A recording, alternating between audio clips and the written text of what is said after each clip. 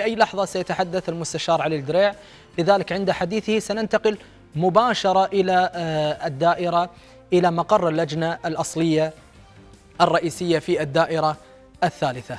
الآن في هذه اللحظات نترقب الإعلان. بسم الله الرحمن الرحيم. بمناسبة انتهاء أعمال التصويت والفرز في اللجان الأصلية والفرعية بالدائرة الثالثة التي أجريت يوم السبت الموافق 16/3/2019، يسرني أن أتقدم بالشكر إلى رجال القضاء والنيابة العامة لعطائهم المتواصل في الإشراف على العملية الانتخابية منذ الصباح الباكر، وإلى رجال الداخلية لجهودهم الملموسة في حفظ الأمن والتيسير على الناخبين. كما أتقدم بالشكر إلى رجال الإعلام الذين يمثلون مرآة المجتمع الصادقة.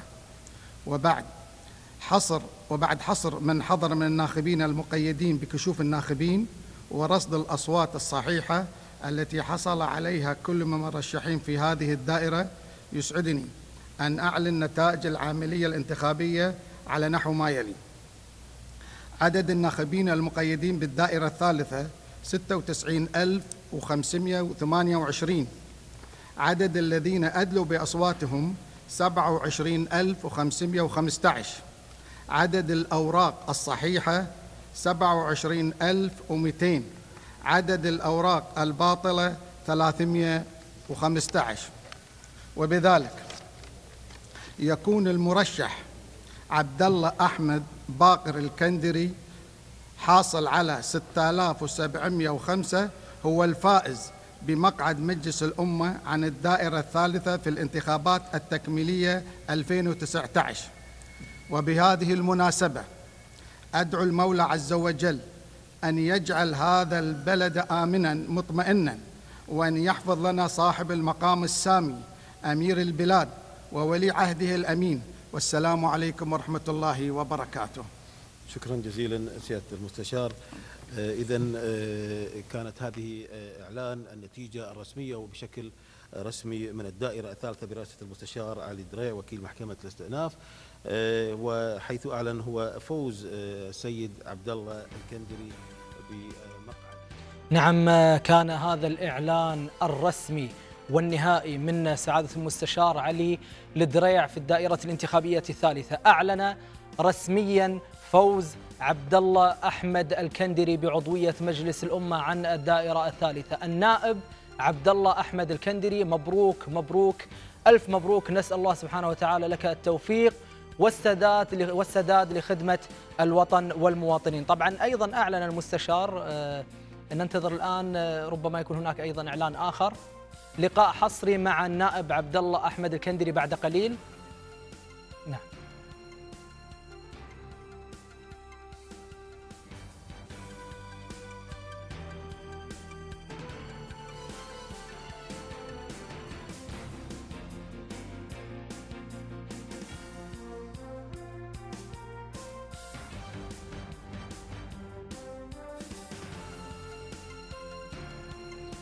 مشاهدينا، ننتقل الآن إلى مقر المرشح عبد الله أحمد الكندري، هذا اللقاء الحصري مع المرشح الفائز النائب عبد الله أحمد الكندري، لننتقل معا إلى هذا اللقاء. هذا الرقم أو انتخاب الأعضاء من انتخاب الناخبين لنا في الفترة السابقة واليوم اللي بين حقيقة الأمر يجعلنا نؤكد وعزمنا يعطينا نوع من الإصرار والتحدي على ضرورة تحقيق مطالب اللي كان يتم المطالبة فيها في السابق من ضمن برامجنا الانتخابية.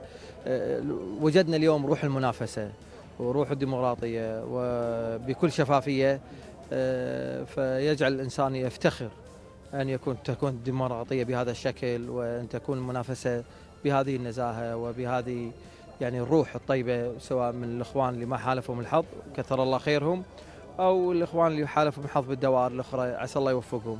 نتمنى يعني تكون في الأيام القادمة أن نوصل رسالة يعني سواء في السلطة التشريعية أو السلطة التنفيذية لتحقيق المطالب اللي كان يتم المطالبة فيها أو من ضمن البرامج اللي يتم إعدادها في السابق.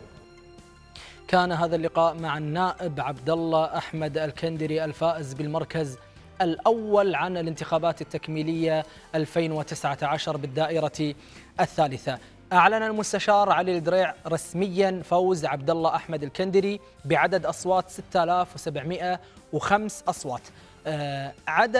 عدد طبعا الأصوات الصحيحة، الأوراق الصحيحة 27200، الباطلة 315 ورقة باطلة. ننوه أن الأرقام المعلنة رسميا من المستشار علي الدريع متطابقة تماما مع ما تم الإعلان عنه في تلفزيون المجلس ومع أرقام تلفزيون المجلس التي أعلنت عبر شاشات تلفزيون المجلس والتي تابعها الكثير والكثير، وخصوصا مقرات المرشحين